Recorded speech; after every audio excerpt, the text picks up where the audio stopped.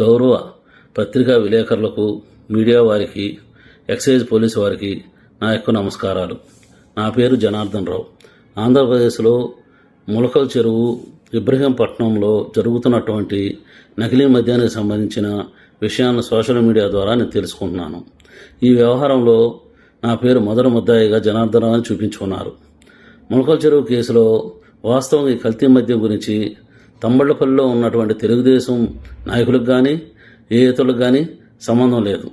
ఊరికే ఇతరులు ఇబ్బంది పెట్టాలని కొన్ని రాజకీయంగా లేనిపోయిన చేస్తున్నారు.